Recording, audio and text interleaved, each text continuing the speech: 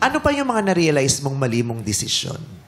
Siguro na-realize ko po na hindi tama na ibigay mo lahat. Kailangan magtira ka pa rin para sa sarili mo. Depende na lang kung hino-hold up ka, ibigay mo na lahat. Opo, Kasi yun yung po sinasabi yun. nanay ko, pag hino-hold up ka, ibigay mo na lahat. Ako, huwag ka magtitira. Mas mahalaga yung buhay mo kaysa sa anong bagay na meron. Buhay, hindi na papalitan. Okay. At syempre, number one is huwag mong talikuran yung pamilya mo. Dahil kahit anong mangyari, bumaliktad man ang mundo, pamilya mo pa rin na magiging kakampi mo. Pamilya. Bawal talikuran yung pamilya. Kaya pa magpapaalam ka, babay po. Oo. Nakaharap. Ganyan yung kapitbahay na sobrang galang niya sa nanay niya. Nasagasaan siya. Hindi niya kasi kayang talikuran yung nanay niya. Nay, alis na ako talaga.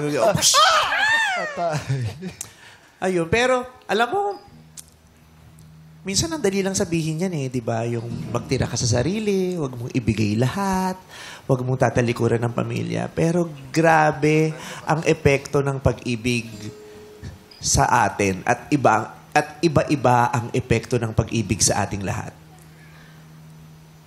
May iba na kahit anong mangyari, ang tatag nila, hindi sila nilalamon nung pag-ibig, di ba? Parang nakakapag-set sila ng boundaries. May mga taong hindi. Natutumba lahat ng boundaries dahil sa pag-ibig, lahat tinatanggap. Iba-iba ang epekto ng pag-ibig sa tao. At ang wild niya, hindi mo siya mai-imagine. Pag naapektuhan ka at na-impluensya ka nung sinasabi mong pag-ibig, kung saan sa kanya dinadala. Yung iba dinadala sa paraiso. Yung iba nadadala sa impyerno. Yung iba nadadala sa hardin. Yung iba nadadala sa lusak.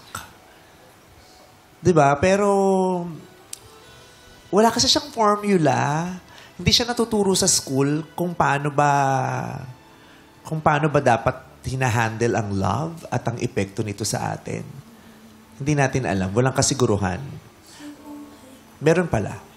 May isang kasiguruhan na kung ano man pinakamalaking pagkakamaling magagawa mo, you will still be given another chance to redeem yourself.